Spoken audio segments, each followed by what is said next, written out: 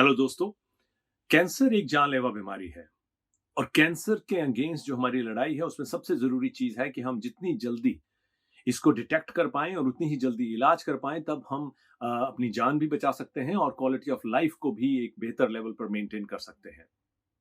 ऐसे कौन से लक्षण हैं जिसको आते ही हम अपने डॉक्टर से सलाह ले सकते हैं ताकि कैंसर को रूल आउट किया जा सके? ऐसी कौन सी चेंजेस हैं हमारे शरीर में जो हमें जिस पे हमें नजर रखनी चाहिए और उनके उभरते ही हमें डॉक्टर से सलाह लेनी चाहिए ताकि हमें कैंसर का खतरा कम से कम हो?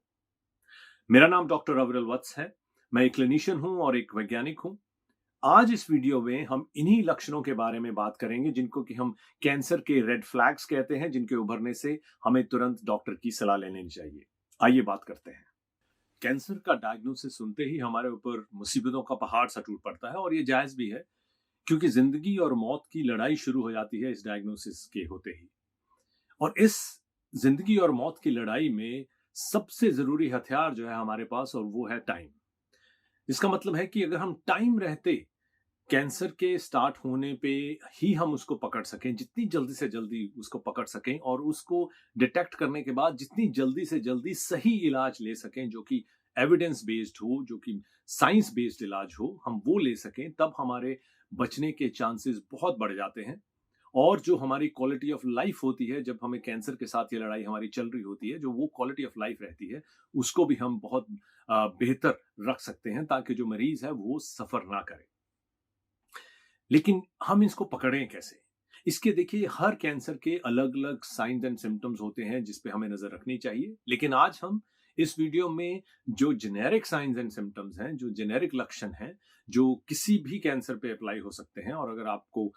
अपने अंदर या अपने किसी भी परिवारजन के अंदर, किसी के अंदर भी ऐसा दिखें, तो उनको सलाह मेरी यही है कि आप जल्दी से जल्दी सही डॉक्टर के पास जाकर इसको रूल आउट करवाएं कि ये कैंसर तो नहीं है। इसमें ये बात ज़रूर ध्यान में रखनी चाहिए कि जो लक्षण है 1 या 2 या 3 दिन या हफ्ता भर के लक्षणों से हम कैंसर के पीछे नहीं भागते।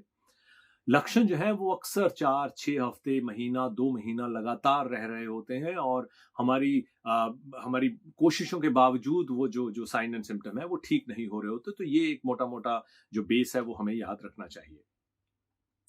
मान लीजिए आपकी सांस फूलने लग गई है, जो कि पहले आप बिल्कुल ठीक-ठाक थे, लेकिन सांस फूलती रहती है और आपने इलाज भी करवाया उसका, लेकिन वो ठीक नहीं हो रही और ऐसा होते हुए 2 महीने हो चुके हैं, तब आपको डेफ़िनिटली कैंसर को रूल आउट करवा लेना चाहिए, अपने डॉक्टर से बात कर लेनी चाहिए। आपको खांसी रह रही है, खांसी फिर वही 6 हफ्ते से ज़्यादा की खांसी रह रही है, या कभी खांसी में खून कभी भी आता हो। खून आने से आप तुरंत डॉक्टर से कैंसर जैसी चीज़ को रूल आउट करवाने की बात ज़रूर कीजिए। खाने में मान लीजिए आपका जो एपेटाइट है, खाना खाने का मन नहीं कर रहा, और आप अगर ये जो खाना खाने का मन नहीं कर रहा, आपका जो एपेटाइट लूज़ हो रहा है, ये अगेन ये पिछले 2-3 महीने से ऐसा हो रहा है और आपने अलग-अलग चीज़ें ट्राई करके देख ली और वो ठीक नहीं हो रहा है, ये एक लक्षण हो सकता है। आपको स्वॉलो करने में, निगलने में अगर आपको परेशानी हो रही है, आप कुछ भी लेते हैं, इसमें पहले सॉलिड चीज़ों से परेशानी हो सकती है, उसके बाद लिक्विड चीज़ों से परेशानी हो सकती है, और ये परेशानी जो है, ये धीरे-धीरे बढ़ रही है, तब आपको कैंसर रूल आउट ज़रूर करवा लेना चाहिए। अगर आपको उल्टियाँ कुछ इस तरह से लगी हैं कि वो जा ही नहीं रही हैं, हफ्तों हो गए हैं और वो उल्टी बंद नहीं हो रही है, तब आपको चेकअप ज़रूर करवा लेना चाहिए। अगर आपके पेट में नाहक ही दर्द रह रहा है और वो जा नहीं रहा, फिर वही बात है कि 4-6 हफ्ते हो गए हैं, आपने दिखाया भी है, अलग-अलग इलाज भी करने की कोशिश की है और वो ठीक नहीं हो रहा है, तब अगेन उसको रूल आउट कर लेना चाहिए। आपकी स्टूल में खून आ रहा है।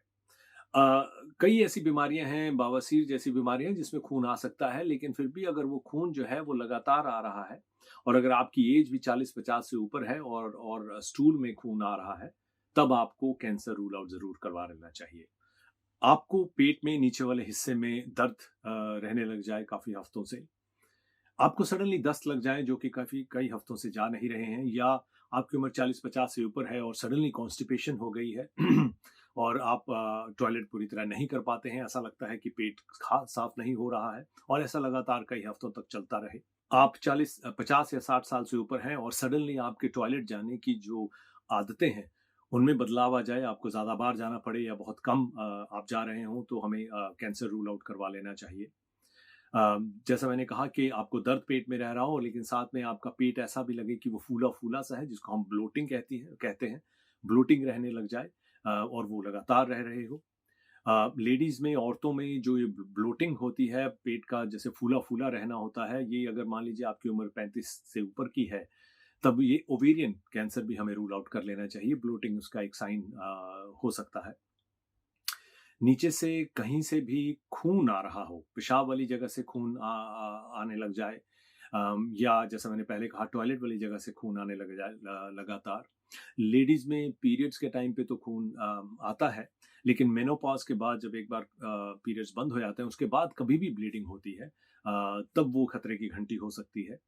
विद इन पीरियड्स के बीच में जहाँ पे जब जब खून का आना एक्सपेक्टेड नहीं है, तब वो लगातार रहने लग जाए, तब हमें रूल आउट करवा लेना चाहिए कि कहीं वो कोई खतरनाक बात तो नहीं है। आपका वेट लॉस हो जाए, आप हालांकि सब लोग चाहते हैं कि जो हमारा वजन है वो कम हो जाए, लेकिन कई बार ऐसा होता है कि बिना कोशिश किए वजन जो है वो कुछ ही हफ्तों में 3-3, 4-4 किलो ऐसे ही कम हो जाता है। तब वो एक खतरे की घंटी हो सकती है, स्पेशली अगर आपकी उम्र जो है वो 40-50 से ऊपर हो। ये जो वेट लॉस वाला जो जो बात है वो किसी भी उम्र में हमें इस पे ध्यान जरूर देना चाहिए कि बिना कोशिश किए, बिना डाइट चेंज किए, बिना एक्सेसिव एक्सरसाइज किए, जब हमारे पास कारण नहीं है और हमारा वेट सडनली लूज कर रहा है, तो हमें कैंसर को रूल आउट जरूर करवा लेना चाहिए। लेडीज में जो जो जो स्तन होते हैं, इवन जेंट्स में जो जो ब्रेस्ट होती हैं, वहां पे अगर कोई नई स्वेलिंग आपको महसूस होने लग जाए तो आपको खुद को एग्जामिन कर लेना चाहिए।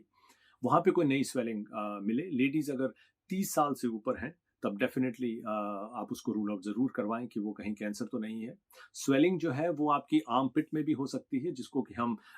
कांख या बगल कहते हैं हिंदी में। उसमें भी अगर कोई नई सोजिश स्वेलिंग दिखती है तो हमें उसको रूल आउट करवा लेना चाहिए कि कहीं वो कैंसर तो नहीं है। जो जो जो निपल होता है, ब्रेस्ट का निपल, अगर उसमें चेंजेस आपको कुछ कुछ बदलाव लग रहे हैं, जैसे कि वो सडनली बहुत ड्राई निपल हो गया हो,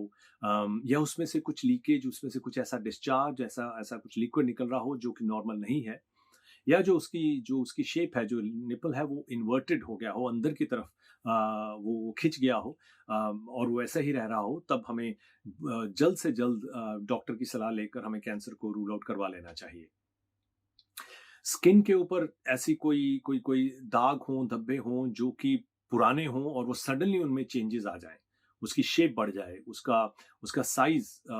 सॉरी, शेप चेंज हो जाए, उसका जो साइज है वो बढ़ने लग जाए सडनली, उसके ऊपर नए सिम्टम्स, उसमें कुछ रेडनेस आ जाए, उसमें उसमें खारिश शुरू हो जाए जो कि पहले कभी नहीं थी, उसमें से खून आने लग जाए, अगेन अगर उसके साथ आपका वेट लॉस हो रहा है, तब हमें उसको एज अ कैंसर उसको रूल आउट जरूर करवा लेना चाहिए। जो बुजुर्ग होते हैं, या बुजुर्ग, या ऐसा कहें कि जो 50-60 साल से ऊपर के हैं, जो उनमें मान लीजिए पीठ का दर्द सडनली शुरू हो गया है और रात को नींद नहीं आ रही है, उस पीठ के दर्द के कारण नींद से उठना पड़ता है, तब भी बोन कैंसर एक हो सकता है, या उसको हम कहें कि बोन में वो कैंसर गया हो सकता है, तो हमें कैंसर को रूल आउट करवा लेना चाहिए। ये मोटे-मोटे साइन्स एंड सिम्पटम्स हैं जो कि हमें सभी को नज़र रखनी चाहिए। वैसे बच्चों में भी साइन एंड सिम्पटम्स अलग होते हैं, लेडीज़ में, जेंट्स में, ऐज के हिसाब से थोड़े-थोड़े अलग-अलग चीज़ें हो सकती हैं। बच्चों में अगर किसी भी हड्डियों में दर्द रह रहा हो, बच्चों में हड्डियों में दर्द नहीं होना चाहिए, पीठ दर्द जैसी चीज़ें नहीं, कभी-कभार हो सकती हैं लेकिन लगातार नहीं रहनी चाहिए। अगर ऐसा है तो आप डॉक्टर की सलाह लेकर कैंसर को रूल आउट ज़रूर करवाएँ, और बच्चों में भी वेट लॉस या जैसे वज़न का कम होना, जो मैंने बाकी बातें की, अगर इनमें से कुछ भी रह रहा है तब ज़रूर डॉक्टर की सलाह ज़रूर लें। ये मोटे-मोटे साइन हैं जिनके चलते हम अपने आप को समय रहते बचाव कर सकते हैं। इसके अलावा आने वाले वीडियोस में मैं हर कैंसर के ऊपर अलग-अलग जो हैं रेड फ्लैग्स जिसको हम कहते हैं, जैसे प्रोस्टेट कैंसर के रेड फ्लैग्स क्या हैं, कोलोन आंत का जो कैंसर है उसके रेड फ्लैग्स क्या हैं, स्किन कैंसर के रेड फ्लैग्स क्या हैं, इनके ऊपर मैं डिटेल में और बात करूंगा। अगर आपके और कुछ क्वेश्चंस रहते हैं, कुछ प्रश्न रहते हैं, या कुछ स्पेसिफिक आप जानना चाहते हैं, तो कमेंट्स में मुझे ज़रूर क्वेश्चन भेजिएगा और मैं आपसे कनेक्ट करने की पूरी कोशिश करूंगा। Thank you.